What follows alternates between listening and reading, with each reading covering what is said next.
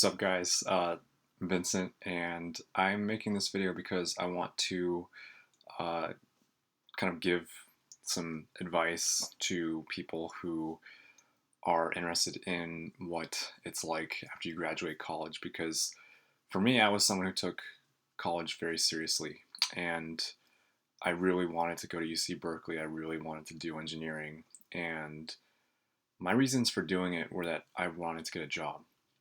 And I think what you'll find again and again in people is that you have followed what society or your parents or whatever has driven you to this point of getting your education.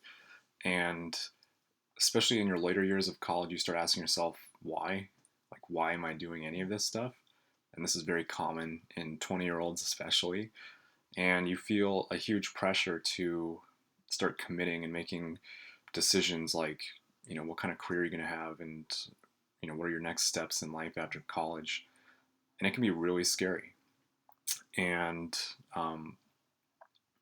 for me, I was working while I was going to school. I couldn't have paid my tuition if I didn't have my job. So I was working on an IT help desk, which honestly was one of the best things to happen to me. I also think that uh, having gone to a junior college my first 2 years and then transferring into a university was also extraordinarily important for me just to get more perspective on what life is like um, for people who struggled through high school or there's people like me who we cared a lot about high school, but you also get to see people who are in their 30s and their 40s who are working full-time or part-time, and they need to uh, work even harder to get an education and get that degree, and it's so much more challenging. I when I look back on my career and my education, what I believe in is that you have this kind of momentum. And when you drop out of school, getting back into school can be extremely hard to do because you get used to having a career, you get used to having money, you get used to having all these different responsibilities, and so taking the time off to be a student gets exponentially more difficult.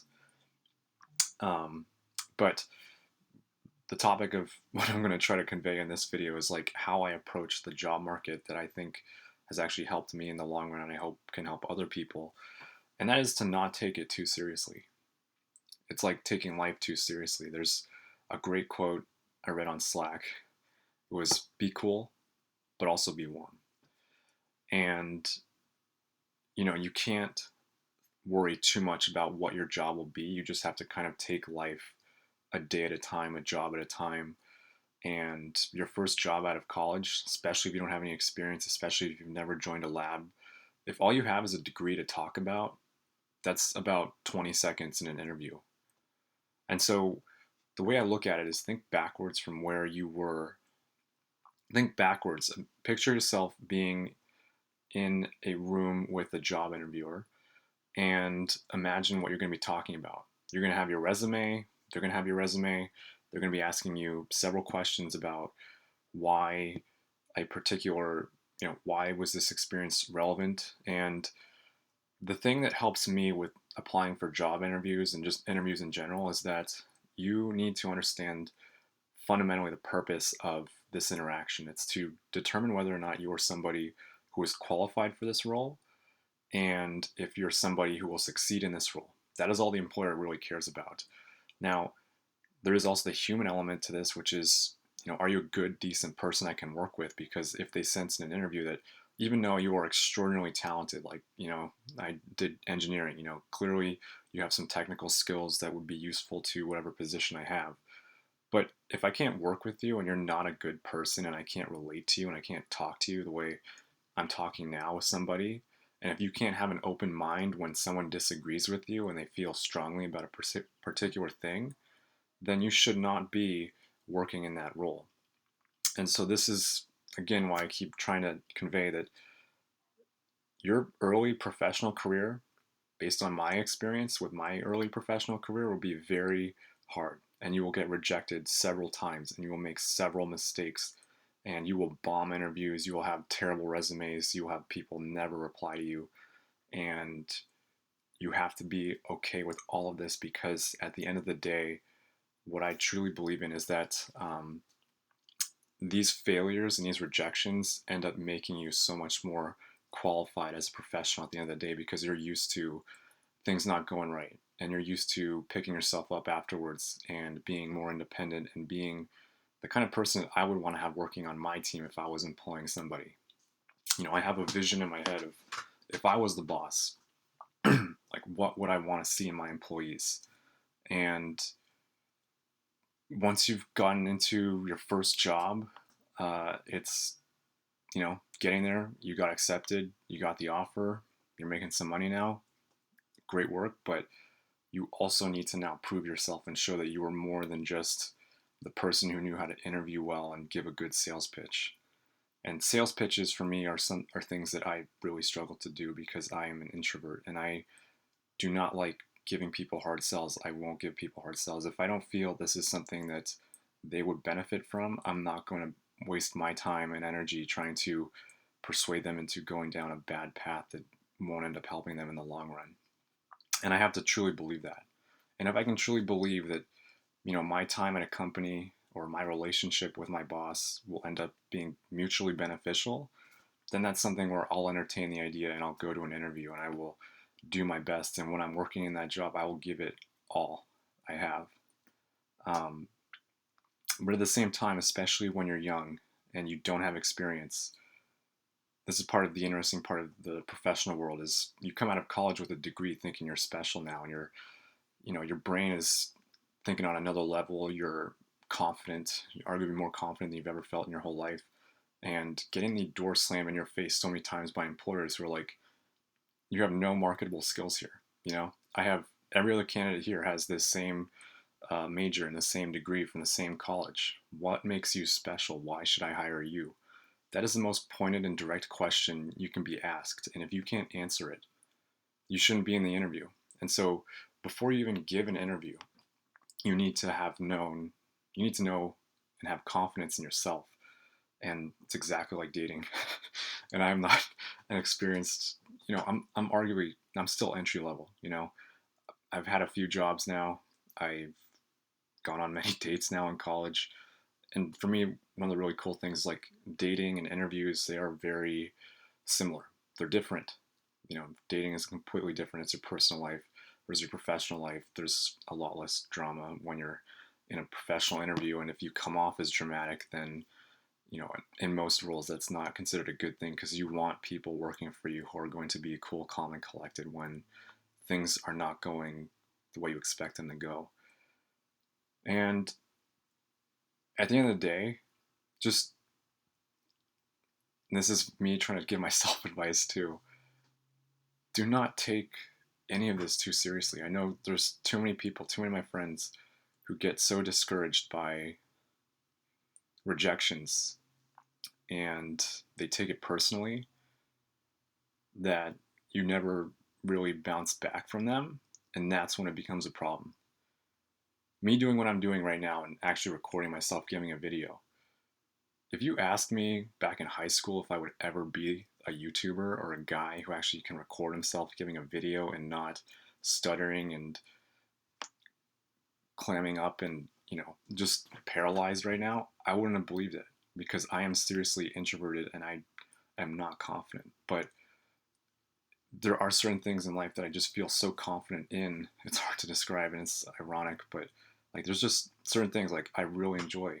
Like I care a lot about my work, and if you really care about what you're doing, if you really care about the job you've applied to, if you really are passionate about it, giving the sales pitch should not be hard, because even though it's hard to do, it's hard to give a presentation, it's hard to answer when someone says, I've got 5 other guys for the same role, what makes you different, what makes you special? If you really are passionate about it, you should be able to just intuitively think up answers. And getting to the point where I am now, where I can actually record myself and talk the way I do, took arguably this whole YouTube channel and all these videos and all these presentations I've given over the years of just failing, coming back, trying to figure out a different way to explain it, trying to figure out how I keep myself calm while I'm talking to people. And at the end of the day, it makes me who I am now. And it also makes me able to relate to people when I see people who are graduating from college who are scared and they can't find work. And you've got your degree and now you need to move back in with your parents because no one's hiring you. They don't care. You have your degree. Everyone else has a degree. What makes you special? What makes you have any skill that I would need to have right now? And that needs to come from your heart, not just your brain. It needs to come from what are you really passionate about? And finding a career or a job that you are passionate about that resonates with you is hard and you will fail. And I think people can get too caught up in thinking that, they put their sights too high and they think that they can only derive uh, success or meaning from the higher paying roles on the corporate food chain. That's not the case. You don't need to get paid millions of dollars every year to be happy. You just need to find meaningful work to you, and you need to find things that you appreciate as a human being that matter a lot to you. And I'm, again, giving myself advice here. When you find those jobs, just like finding true love, like it'll just click naturally, and even though you'll probably get rejected more than a few times, it'll be okay because you love what you're doing, and it's just a matter of needing to find it. And that is why it's so important to do this in your early career and not later on, because as you move through life, as you have a wife or a partner, um, the amount of responsibilities you have outside of your professional career go up so much. You've got kids, you've got rent, you've got family, you've got cars and loans and bills. That jumping ship and trying out a career just for the sake of trying out a career isn't possible. And that's the part where I can't stress enough how important it is to just try and fail and try again, especially when you're young, especially when you're in your 20s. I'm in my 20s and I'm an old soul. But just keep going and love what you do. Love yourself too. That's something I struggle with. But just have faith that you've made the decisions you've made in your past for a reason. And, there have been confounding variables outside of your control that have changed where you've ended up in life. But you will still keep fighting and you will still get through it. And there will be bad days. I have bad days. I have days in which I don't even know why I'm doing what I'm doing. And I have no motivation and I'm terrified, at least for a few minutes, you know, but it feels like years during those episodes. But it's just like, at the end of the day, you have to come back to yourself and realize that you're here for a reason. If you have a job, if you had an education, it means that someone cared enough about you to give you a chance. Even if you are struggling in school, you still have a family, you still have friends, you still have people out there who care about you. And do not take any of this too seriously. And I'll say something else, like even as you move through the corporate food chain in life, you're still going to get rejected and fail.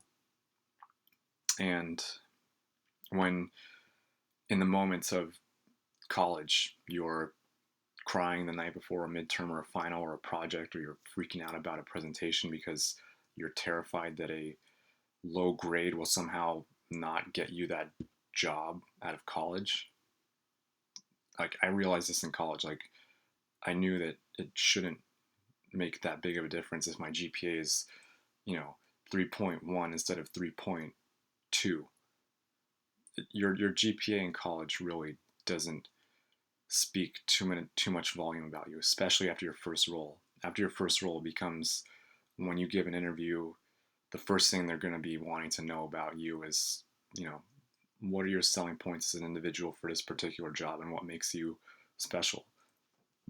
Now, employers will try to, and people are people. Like, we want to see you have other things to you besides just checking all the boxes on my job description about what I'm looking for. I want a good person working for me too. I want someone I can talk to and someone I can trust. And that is something that takes a lot of practice and a lot of time to just improve and to get there. And along that path of failing and struggling, you will learn more about yourself. And when you actually talk about yourself, it should flow naturally, like it is for me kind of right now, because life is a journey. And the most cliche thing to say right now is that, you know, it's about the journey, not the destination.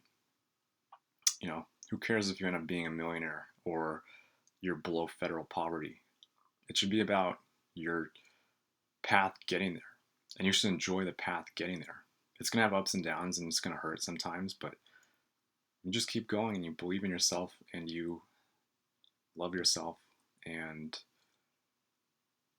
don't take life too seriously. Enjoy it because it's short, and keep fighting no matter what. And I hope this helps some people, because this is basically the talk that I wish I had so many times with professionals in my path. I just wish that someone eventually would sit me down and tell me, the job market, it's really just a sales pitch. And in the grand scheme of things of life, it's important, but it's not super important.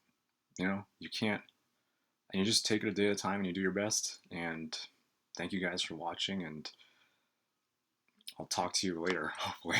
If people are interested, we'll see.